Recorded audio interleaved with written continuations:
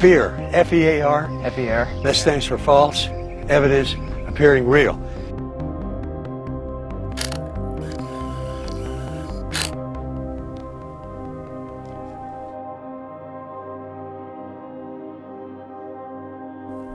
One of the hardest things to do as an indie filmmaker is getting people to watch your films. And getting people to review them, that's even harder. Why? In my view, and in a word, fear. Fear is an intensely unpleasant primal emotion in response to perceiving or recognising a danger or threat. Fear causes psychological changes that may produce behavioural reactions such as mounting an aggressive response or fleeing a threat. Fear creates fear of who you are, your truth, and your identity. Okay? I lost you. As an artist, staring at a blank page with a head full of ideas, that could definitely be classed as one of those instances. Your primal instinct is telling you to close that pad and go throw a frisbee or something easy like that. But you don't. You wrestle those ideas kicking and screaming out of your mind and onto the page, then onto your actors, and then hopefully onto a screen somewhere where people can watch it. They will look at you in fear of who you are. And it's a battle the whole time. It takes guts, it takes determination, it takes courage to put yourself out there like that and say, this is me, these are my ideas, this is how I view the world, this is what makes me tick.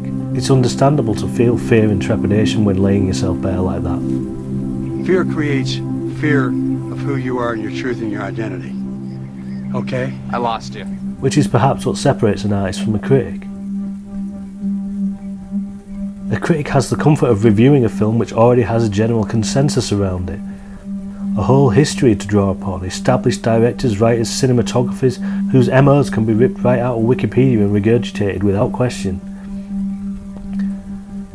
But a critic who approaches an indie film, say an indie film that's on YouTube with a few hundred views, what do they have to draw on?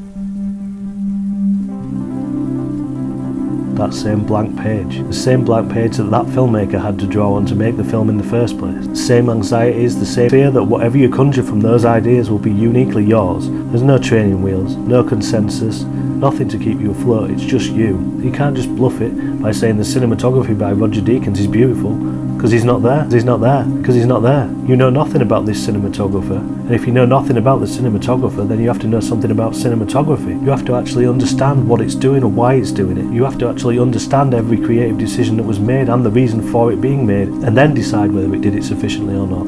And you have to do that sufficiently, and you have to do that sufficiently as well, because people will be watching you like a hawk, ready to pick your bones clean if you go out on a limb and get it wrong. So what do? Fight or flee?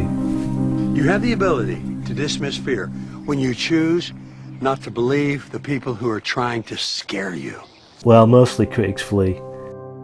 They huddle around the latest masterpiece or misfire, hoping to get a piece of the action. Occasionally one will bust loose and go rogue, proclaiming something earth-shatteringly subversive like, Miami Vice is actually really underrated. Knowing full well that they could have put any mainstream film over 10 years old in that sentence without any pushback, because the fear subsides after a decade for some reason. But mostly they flee. Just like RKO did when they butchered the Magnificent Ambersons. Like New Line did when they booted Richard Stanley from the island of Dr. Moreau. Like Blockbuster did when they had the chance to buy Netflix and turned it down. What I'm saying is, fear does not lead to innovation, it leads to stagnation. That's the last thing that cinema needs, but it's the main thing that it's getting, because of fear. To overcome fear, we have to be fearless. There's no doubt that there are fearless filmmakers out there, though hardly any of them are getting reviewed though. But where are the critics, the commentators? Where's the culture that nurtures and encourages that fearlessness? Well, if it's not out there, then we're going to have to make it. Then we're going to have to make it ourselves, aren't we? Who's with me?